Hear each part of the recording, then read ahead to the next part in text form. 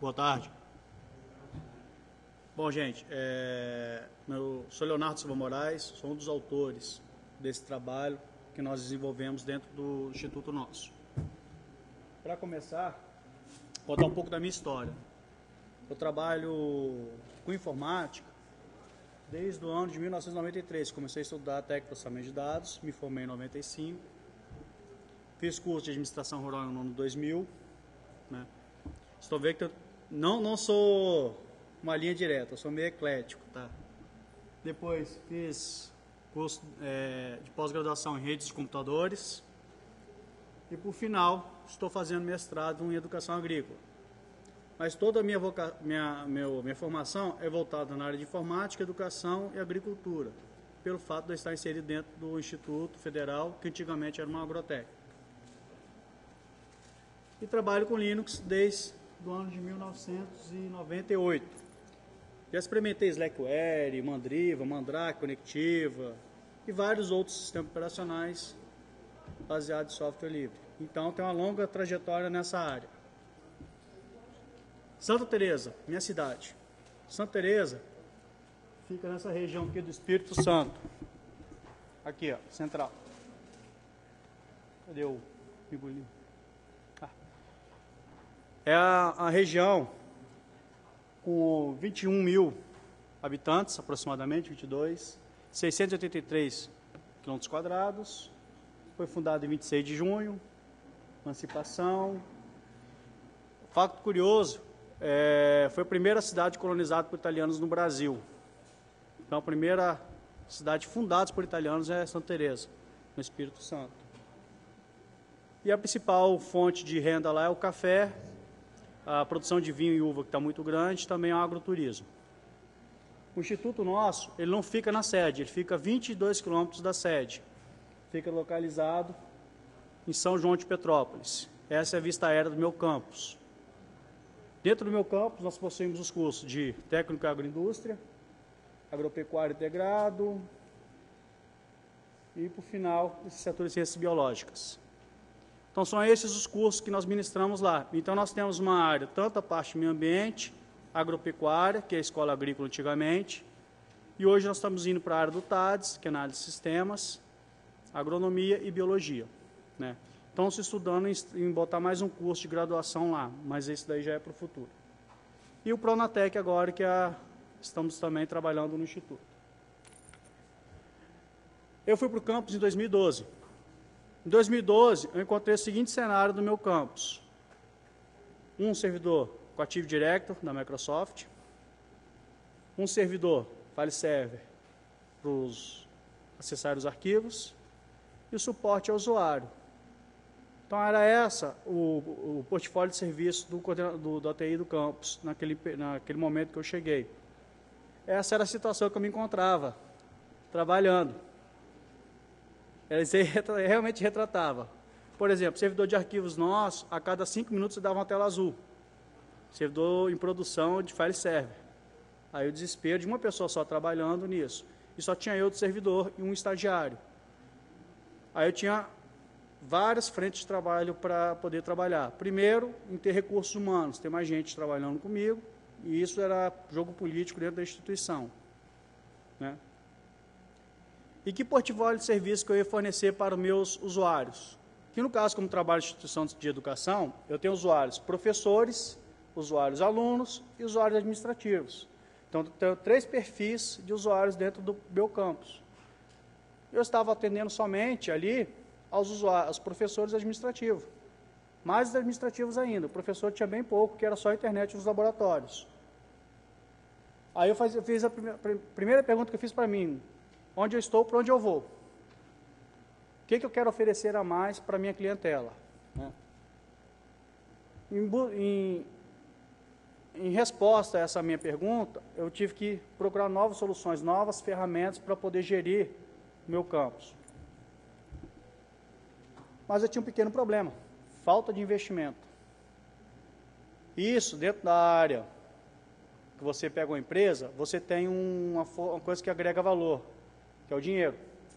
Dentro da instituição de educação é mais complicado isso, que muitas vezes a pessoa não vê o portfólio de serviço de TI como dinheiro. mas ele não vê você dar a base para ele poder trabalhar, o professor ter uma internet, ter acesso a arquivos, vários tipos de recursos. Primeiro eles falam, eu quero, mas não perguntam o que ele tem que ter, nós, para podermos fornecer a ele. Né? E infraestrutura precária também, que era um grande entrave no nosso campus. Então, baseado nisso, pela filosofia, pela trajetória que eu já tinha em Linux, eu estava querendo adotar soluções livres como ferramentas para poder gerir meu campus. Né? Quais seriam os fatores que eu teria para agregar? Primeiro, a liberdade. Pelo fato de eu usar um software livre, eu tenho a liberdade de utilizar a ferramenta da forma como eu achar melhor.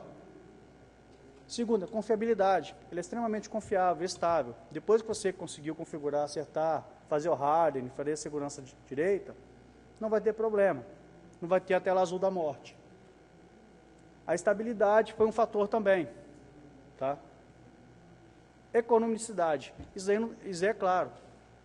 No final, vou mostrar para vocês um pequeno levantamentozinho desses anos, com a adoção do software livre da minha instituição, quanto eu pagaria se fosse utilizar uma solução paga. Estou usando as soluções concorrentes. E outro fator também é a segurança. Pelo próprio fato de você utilizar o software livre, quando você cria os usuários, você já não entra como admin, igual no Windows comum. Então você tem uma parte de segurança maior nesse aspecto, dentre outros que eu não vou falar, que na parte de segurança nós temos muito. Né? E a confidencialidade do sistema operacional. Dentro do sistema operacional de software livre, eu tenho acesso a ele todo, aos logs, a todo o registro dentro dele. Se você for utilizar uma solução paga, você está à mercê da proprietária dos direitos autorais da solução. Uma das soluções que nós começamos a montar dentro do data center nosso, primeiro, o Zen. O Zen, para quem não conhece, é uma ferramenta de virtualização de desktop servidores. Nós estamos com 3 nós funcionando no campus. Um nó principal, nós temos em produção, de homologação, e temos 2 nós um intermediário, que a gente faz o upload primeiro, e um de teste. Então a gente faz o teste num serviço qualquer, passou na homologação, a gente vai para o segundo servidor, depois passa para o terceiro, onde ele fica salvo. Aqui vocês vão ver o nosso Zen funcionando com várias máquinas virtuais. Nós temos virtualizados desde máquinas Windows, Linux, FreeBSD, pfSense, tudo virtualizado dentro do campus. Isso gera economia de energia, de recursos, pelo fato de você não estar alocando várias máquinas, para cada uma para fazer um serviço. Então, 3 máquinas gerenciando isso tudo. E outro grande fator, outra grande vantagem é o HA, a alta disponibilidade. Tem serviços críticos, você não pode estar à mercê dele cair. Como, por exemplo, o Firewall. O Firewall do nosso campus está virtualizado dentro do Zen. E ele está em alta disponibilidade. A partir do momento que cair num nó, ele já sobe no outro servidor e continua o serviço funcionando. Mais para o futuro agora, estamos fazendo ampliação no prédio administrativo. Nós vamos dividir nosso parque de TI em dois prédios distintos. Aí sim eu vou falar que vou ter um HA, porque se cair num prédio e pegar fogo, tomara que eu não esteja dentro, né? Vai estar os dados preservados dentro do outro prédio. Que até então nós estamos num local somente, ainda tem uma falha de segurança muito grande ali, que se pegar fogo no prédio a gente perde os dados. Segunda solução que nós adotamos no campus foi o Firewall, pfSense. Está ativo e operante. Ele é um Firewall UTM, Unified Trade Manager. Até ano passado nós trabalhávamos com um SonicWall no campus. Foi uma solução paga pela instituição para todos os campos, de forma unificada. Esse ano, estamos num grande entrave lá ainda que deixou vencer a licença do SonicWall para procurar uma outra solução. Mediante esse problema, nós antecipamos e já começamos a trabalhar com o pfSense. Caso o Instituto não adote a solução unificada para todos os campos, nós vamos trabalhar com ele. Não vamos trocar disso. Pelo próprio fato de já estar também dentro da solução livre, que nós estamos gradativamente tendo mais acesso às ferramentas, E é muito mais barato fazer o treinamento no software livre e utilizar ela do que você comprar a licença em um outro software pago, como Hacker ou SonicWall. Utilizar a ferramenta, são boas, não vou falar que são ruins, mas depois vai vencer a licença de novo, você vai ter que renovar, vai gerar mais custos, e você vai ficar à mercê da proprietária. Tá? Aqui são 2 prints da nossa tela lá, da nossa utilização do pfSense com o Firewall do campus. E nós estamos gerenciando tanto alunos na rede Wi-Fi, alunos na rede cabeada, que são os laboratórios, professores, servidores e assim por diante. Tá? E integrados com a AD, tá? Então, todos os ambientes que eu estou falando para vocês aqui são integrados porque o Active Directory ainda é uma solução padronizada no nosso campus, nosso instituto todo.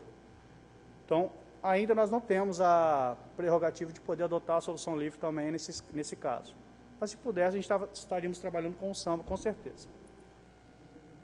Auditoria. Desculpa. Estamos utilizando um software de auditoria que chama-se OpenVAS. O OpenVAS, você faz o gerenciamento, a análise de vulnerabilidade dentro do seu parque de TI, seus servidores, suas máquinas, estações. É uma solução livre. E ela também está virtualizada. Todas as soluções que eu estou apresentando para vocês estão todas virtualizadas, exceto os desktops dos laboratórios que estão instalados localmente nas máquinas. Aqui é um print da tela, fazendo análise de alguns servidores. Vocês podem olhar que até tem 3 vermelhinhos ali, que estava feia a coisa. Então, a partir daí, ele me dá um relatório das vulnerabilidades, eu entro lá e vou fechando as portas, reconfigurando os servidores para ter a forma mais segura o acesso ao minha clientela. E eu tenho um fato agravante, 2 fatos agravantes. Primeiro, tem aluno na escola.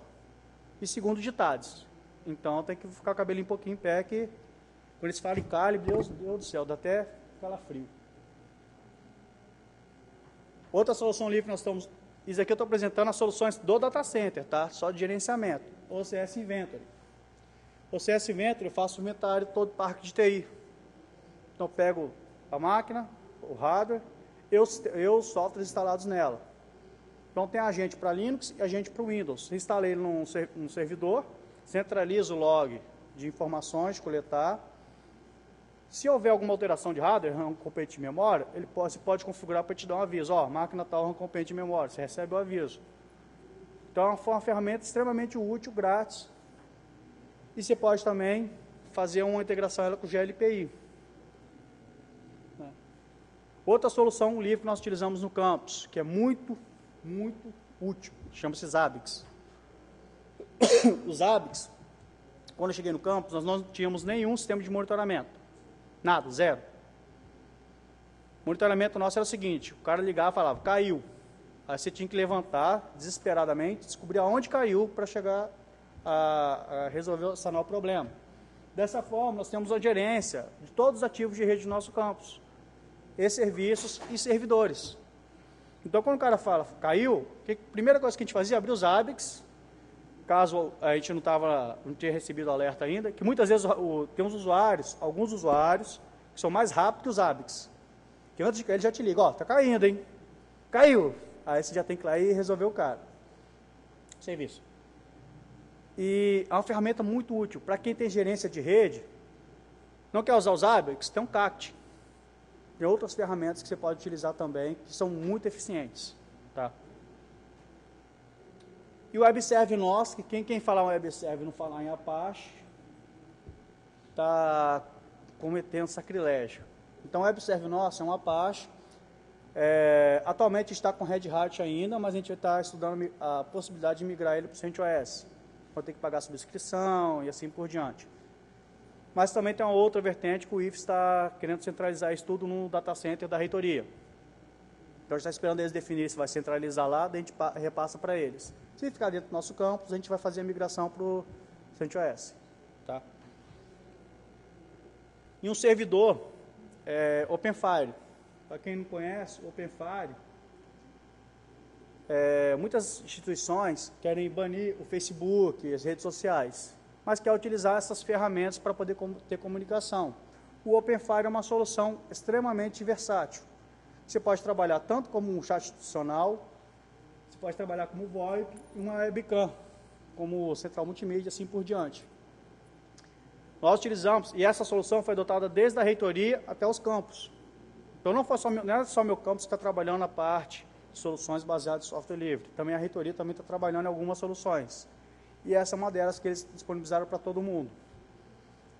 Essa solução também eu iria adotar no nosso campus, mas como já veio lá da reitoria, eu fiquei esperando eles chegarem a solução unificada para todo mundo. E por último também, essa é uma solução adotada tanto da reitoria pelos campi, que é o GLPI. O GLPI é um sistema de helpdesk. E você pode integrar ela com o OCS. Então, além de você ter um chamado, você pode integrar junto com o inventário do parque de TI do seu campus. São duas ferramentas que se complementam. E é até bom o GLPI, pelo fato de você ter uma métrica de acesso, quanto demora para você resolver um chamado. Porque é o seguinte, quem é servidor público não trabalha. Segundo, de TI piorou, só fica no computador fazendo nada. Aí quando para de funcionar, você não fez nada, você nem resolveu nenhum problema dele. Então, de qualquer jeito, ele está lascado. E o Helpdesk nos ajuda a isso. O cara fala, não funciona nada. Eu falei, como não funciona? Eu falei, pouco tempo atrás, teve uma reunião com um diretor nosso, aí ele falou, o que vocês oferecem? Aí eu comecei a mostrar para ele, falei, olha, nós tínhamos isso. Hoje nós temos isso. Mostrando o portfólio de serviço para ele, né, que nós melhoramos, não sei o quê. Aí ele deu uma frase ingrata lá, que eu nem vou comentar, não. E agora a gente está trabalhando com os professores do software livre. A principal ferramenta que os professores estão utilizando, também tem a liberdade que eles falaram. Aí eu contei para os professores por que eles estão utilizando o software livre também.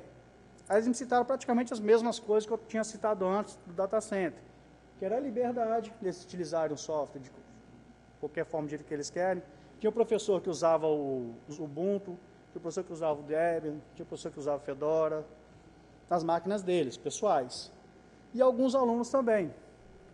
De vez em quando aparece um aluno lá em cima, lá, pedindo suporte na parte de instalar o sistema operacional, particionar o HD. Semana passada teve um aluno que estava tentando instalar o Ubuntu no Ultrabook. Ultrabook novo com o F, né, que é um pouquinho trabalhoso. Que algumas distribuições agora ele não monta automaticamente o /boot, você tem que botar um flag para inicializar ela. É um pequeno detalhezinho que o cara fica agarrado e desanima o cara utilizar o sistema operacional. Aí a gente dá esse suporte também com os alunos. Pouco tempo atrás eu fiz uma palestra para os alunos do TADS que estavam iniciando, chegando lá do primeiro período. Aí eu tinha um workshop com eles, utilizando a instalação e configuração de um sistema operacional. Aí eu botei o Fedora para eles. Mostrei as vantagens e desvantagens de se utilizar o software livre. E é claro que todos aqui sabem que tem muito mais vantagem que desvantagem, né? A confiabilidade foi um fator também que eles gostam muito, pelo fato de ser estável. Estabilidade, economicidade, segurança. Aí como ferramenta, os professores, qual a ferramenta que eles mais utilizam baseado em software livre? Primeiro, esse carinha aqui chamado Moodle. O Moodle é uma ferramenta extremamente útil, tanto para ensinos à distância, quanto para ensino presencial. Muita gente fala em Moodle, o cara fala, só para ensino à distância. Não, gente, é uma complementação da sala de aula. Se eu não me engano, pela legislação, a pessoa pode utilizar o Moodle 20% de aulas virtuais para o ensino à distância. E eles estão utilizando isso. Estão botando complementação de carga horária também junto Moodle, dessa parte aí. Tá? No nosso campus, as estatísticas ainda, não consegui pegar tempo para montar, mas eu vou te falar que desde a agronomia, todos aqueles cursos que eu mostrei para vocês, exceto o Pronatec, que é uma coisa mais pontual, todos eles utilizam o Moodle. Professores da área de TADS, que são os que mais utilizam, na verdade, mas tem professores da agronomia que utilizam, professores da área da agropecuária, técnico-agropecuária que utilizam, da biologia também estão utilizando bastante. Os alunos já estão habituados a utilizar o Moodle como ferramenta mesmo. Porque não adianta o cara falar, não acessei, tem um log de acesso do cara. Não mandei o trabalho porque deu erro, todo mundo mandou. Então aquele ninja do aluno, que geralmente ele dá, ficou um pouquinho mais complicado. E é uma ferramenta muito útil para o professor. E ele pode trabalhar tanto tarefas síncronas e assíncronas. Síncronas são aquelas atividades que ele, em tempo real, está interagindo com o aluno, como o chat e outras assim. E tem as tarefas assíncronas que ele pode não estar no mesmo espaço temporal junto com o aluno online, e está trabalhando, ajudando a construir um conceito, formar o aluno como um completo, né? Que hoje mais importante que você ter acesso à informação é você saber buscar a informação. E o próprio Moodle já muda um pouquinho isso, onde o professor, que é o centro das atenções, ele vai tratar como mediador. O aluno vai começar a buscar e o professor só vai guiando ele. Então isso também ajuda na formação do próprio aluno como ser humano. Tá? Uma outra coisa que nós começamos a trabalhar lá foi o dual boot em todas as máquinas dos laboratórios. E nós fizemos esse dual boot com o Mint. O Mint nós integramos ele junto com o Active Directory, só que nós tivemos que fazer duas calls, né? Porque é o seguinte, você não pode tomar conta só de usuário, conta só de máquina dentro do AD, que ele não aceita. Se você botar o Linux, ele substitui. Se você botar o Windows, aí dá pau. Então tivemos que criar duas contas, uma para o Linux e uma para o Windows. E consomos duas calls na Microsoft. E outro problema, se nós estivéssemos utilizando o Samba como controlador de domínio, não teríamos esse problema.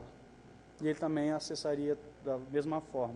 Mas como é uma coisa unificada em todo o instituto, a gente não pode passar por cima da DTI.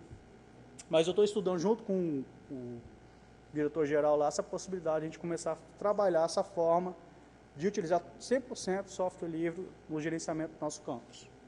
Tá? E outra coisa, aí no Mint, nós instalamos muitas ferramentas que os próprios professores utilizam. Ferramentas livres, dentro da sala de aula. Tá? Então, ele tem instalados também no Windows e no Linux, a mesma ferramenta. Como, por exemplo, LibreOffice. O LibreOffice ele é utilizado em larga escala, toda a instituição, exceto, então, sempre tem um porém, né? Nas máquinas onde os servidores administrativos têm acesso a um documento externo, que algumas vezes configura, pelo fato da Microsoft não fazer o padrão de saída, esqueci o termo agora, que deu padrão, depois eu lembro. Então, quando você manda um documento feito no Microsoft Office, você vai abrir no LibreOffice, ele abre, mas ele pode desconfigurar tudo, isso daí gerava um pouquinho de transtorno dentro do campus. Não somente nessas máquinas a gente tem o Microsoft Office instalado, mas também temos LibreOffice. Nem por isso deixamos de instalar ele. E estimulamos os professores também que dão a aula para os alunos a já ensinar o próprio LibreOffice. Por quê? Ele vai sair daqui e vai trabalhar com Office lá fora? Vai. Mas ele já está habituado a trabalhar com Office antes de chegar no instituto. Quando chegar no instituto, ele vai trabalhar com o LibreOffice. No início, ele vai reclamar. Não adianta. Quando você tira a pessoa da zona de conforto, ela reclama. Eu sou ser humano, também reclamo. Mas tem algumas pessoas que são mais propensas a ter a mudança. Outras são mais resilientes. Os alunos, eles aceitam. No início, eles reclamam. Mas depois eles começam a trabalhar, ver que a ferramenta é funcional, eles utilizam sem problema. Tá? O principal problema em utilização do LibreOffice é com o servidor mesmo, principalmente aqueles que já estão há longo tempo dentro da casa. Tem uma possibilidade também de dar cursos para os servidores, mas pelo fato de nós termos poucas pessoas trabalhando na área do campus, ainda não foi possível estender esse portfólio de serviços que seria treinamento dos servidores. A gente também tem interesse de fazer isso. Em 97, tinham 3 pessoas na área de TI dentro do campus, 3 servidores. Eram 20 máquinas no campus. Hoje, nós temos 3 pessoas, com 230 máquinas, mais de quase 1.000 alunos. Então, está um pouquinho descompensado nessa parte. Uma outra coisa que chegou, e isso daí já veio do MEC para nós, foi a lousa digital. Essa lousa digital do MEC, não sei se vocês já viram falar dela, é excelente. ela tem um Ubuntu embarcado nela. Então ela é um datashow já com uma placazinha, já com um Ubuntu embarcado. E tem várias ferramentas muito úteis para os professores. Desde um globo, na parte de geografia tem um globo que você pode fazer a aula extremamente interativa com o aluno, falando, aqui é a China, você vai lá e gira o globo, como se fosse o Google Earth, mostrando para os alunos em tempo real. E essa lousa digital, ela tem uma caneta, você vai nela, escreve na própria parede, gera o PDF da sua aula, salva e manda para o aluno. Tem também conectividade com a internet, como nós temos pontos de acesso Wi-Fi no campus inteiro, eles também podem utilizar o Wi-Fi no próprio datashow, na própria lousa. E tem outras ferramentas, um player de vídeo com o codec instalado, áudio, e outras ferramentas que agora não posso mensurar todas elas. Essa é uma ferramenta muito utilizada pelos professores, o GIMP. Muitas pessoas falam, né? Edição de foto é Photoshop. Não, não é Photoshop.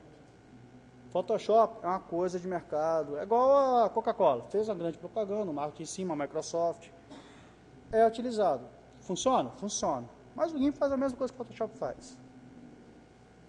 A principal resiliência foi dos professores. Convencendo o professor a utilizar a ferramenta, a ele estudar a ferramenta, a partir do momento que começou a dominar, acabou aquela ânsia, tem que usar Photoshop. Não. Agora falar, vamos usar o quê? Para aula de aplicativos de gráfico de imagem, tratar a imagem. GIMP. Os alunos já estão trabalhando também, os professores também estão ensinando a utilizar o GIMP. Essa é a foto do prédio que está sendo construído agora, que eu falei, que é o prédio novo lá, que vai ser feita a divisão. Outra ferramenta muito útil, inclusive eu utilizo bastante, é o Inkscape, para o cara fazer gráficos vetoriais.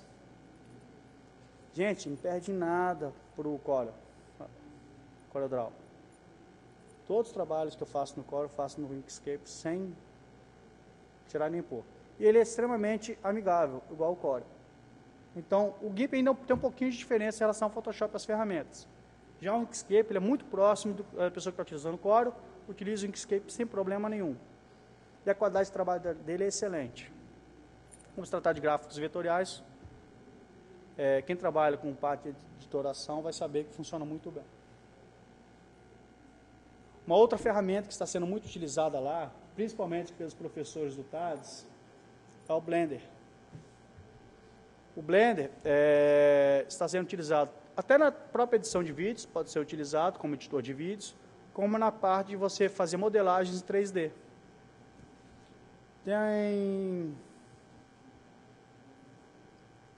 Na aula do TADS tem uma disciplina lá que é trabalhar com imagens, som, vídeo, multimídia. Agora não estou lembrando o nome da disciplina.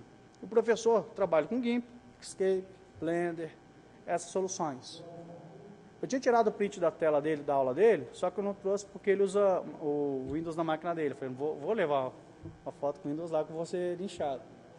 Mas ele estava lá utilizando o Blender dentro da própria Microsoft. A vantagem também é que o cara, não quer usar o Linux, quer usar software livre no Windows. Está disponível. Baixar, instalar e usar gratuitamente. Essa taça aqui foi elaborada por um aluno do TADS. Ele fez essa taça. Então, até aí, se alguém quiser, eu posso compartilhar com vocês, que ele autorizou. Feito em resolução de 4K.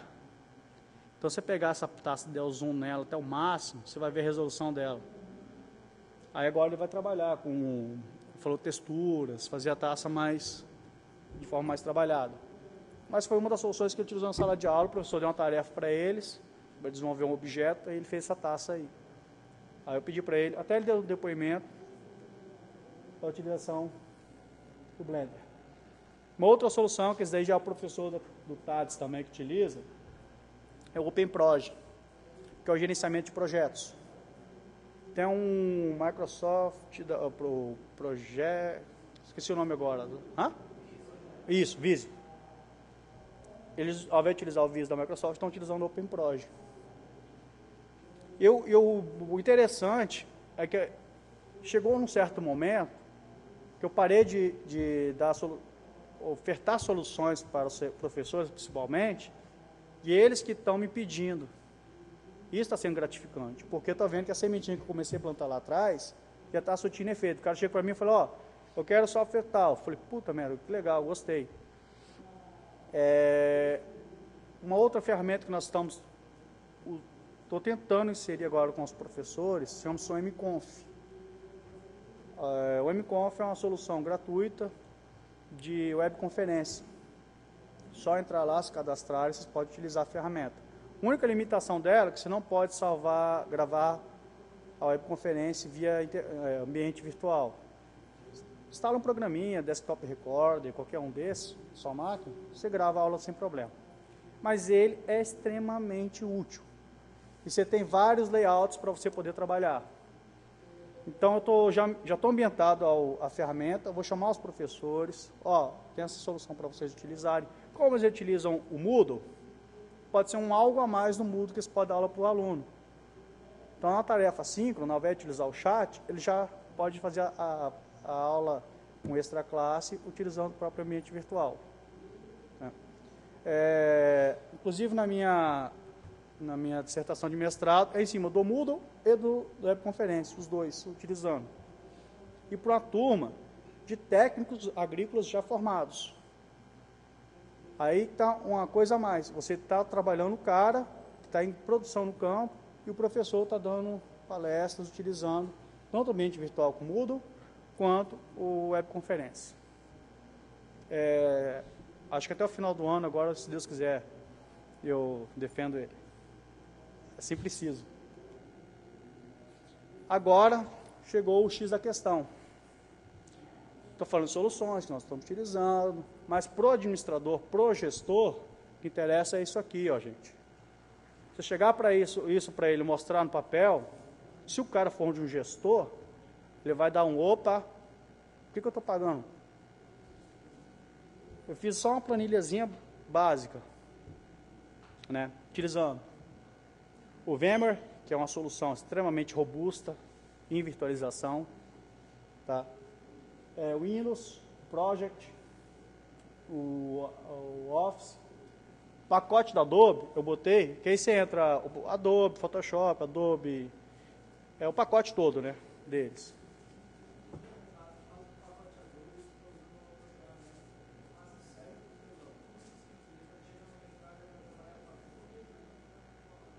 Não necessariamente, porque muitas vezes no próprio ambiente de mercado de trabalho, o cara quer o quê? Quer produção.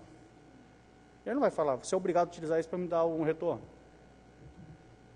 Quando você for sair para trabalhar, você chegar para o empresário e falar, eu te dou isso, não quero nada, quero que você compre uma solução. O cara vai falar, como assim? Não, eu utilizo software livre, não preciso de nada não. Uma coisa, quer ver? O Scribus, para editoração. Tem muitas pessoas que só para editoração só usam o... gente, agora eu esqueci. Fugiu agora na minha mente. Mas o Scribus, o Inkscape, vamos supor, fazer um banner para trabalhar, um banner para trabalhar, tem que ser o Photoshop, ou o Corel. Não, eu uso o Inkscape para fazer um banner. Faço um banner, mando para o cara. Não abro. Mando um plugin para ele, falo, sabe esse plugin que você vai abrir? Ele abre, imprime aí para mim. Aí depois eu vou mostrar para ele. Aí se chegar para o cara da gráfica, fala, você tem que pagar R$10.000 de licença por ano para ter a solução. E pagar 0, o que ele vai querer? Então é isso que vai falar.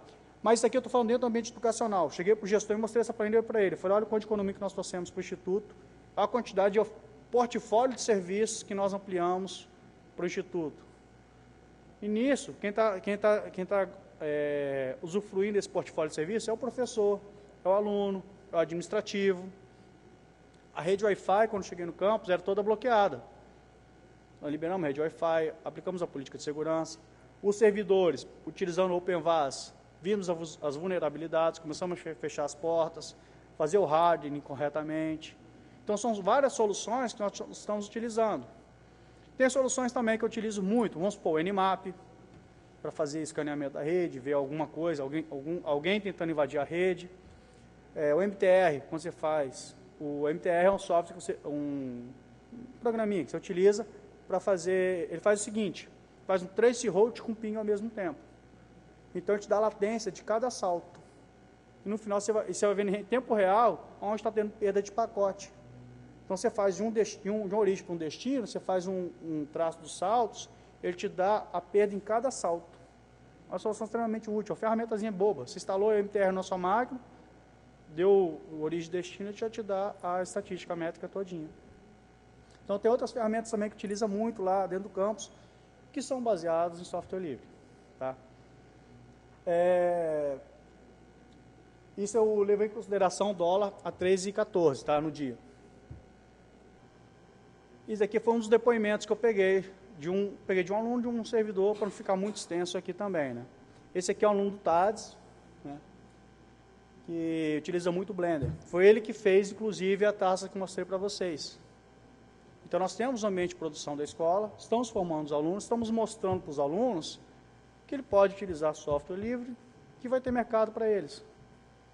Tem muitos alunos que saem lá já programando PHP, Java, que é a forte mal do nosso campus, é programação web, voltada à web, utilizando essas ferramentas. Mas ele também já está fazendo essa parte de modelagem 3D. Ele quer trabalhar nessa parte de fazer jogos, essas coisas, filmes, utilizando o Blender. E outra coisa, tá, gente? Além o professor deu aula para ele, explicou a ferramenta, o conceito básico. Partiu dali o professor, eu já vi várias vezes ele no laboratório assistindo vídeos, tutoriais do Blender, para poder aperfeiçoar o trabalho dele. Voltando aqui nessa planilha aqui, aí vamos falar, software livre tem custo? Sim e não.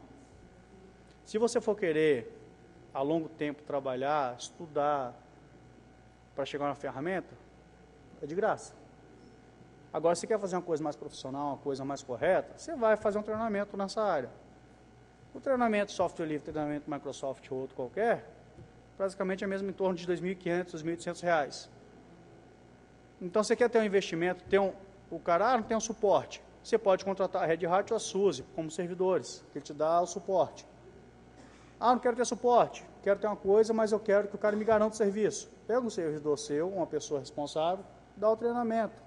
Tem a Linux, dá cursos excelentes. A própria Red Hat, você pode fazer treinamento de utilização CentOS. Então, dentro do ambiente escolar do data center, você pega servidores, dá treinamento para eles e fala, eu quero retorno. Qual treinamento Zabbix, tem muitos treinamentos bons, com a vantagem TI. Então, nós temos grandes empresas com know-how para dar treinamento. PFSense tem empresa em BH, se não me engano, que utiliza muito, que é o FreeBSD do Brasil, é lá. Então, temos como trabalhar isso. Basta um pouquinho sair da zona de conforto nossa. Vou te falar, eu era também usuário ferrenho do Microsoft, fingia. Mas a partir do momento que comecei a trabalhar com os dois, hoje eu te falo, meu dual boot no meu máquina, primeiro Linux. Quando eu preciso uma vez ou outra, eu entro no Windows, fazer alguma coisinha, mas é raramente. Mas é meu filho que usa, tá? E esse é o professor do TADS, Thiago Redigueri. Ele utiliza-se muito o Open Project, ele, e as outras ferramentas, como o GIMP, o Escape e assim por diante. Tá? E o Moodle. O Moodle é muito utilizado por ele também.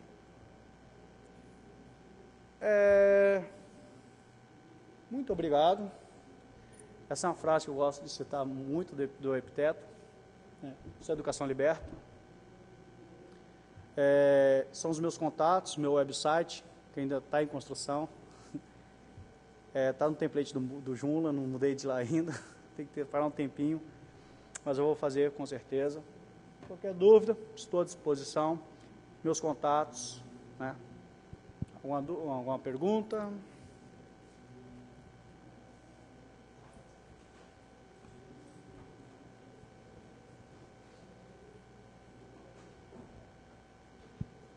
A minha dúvida é sobre o Zen Server ali. Tu falou que tu usa alta disponibilidade. Eu queria saber se tu usa storage ou como é que tu faz para replicar de um para o outro.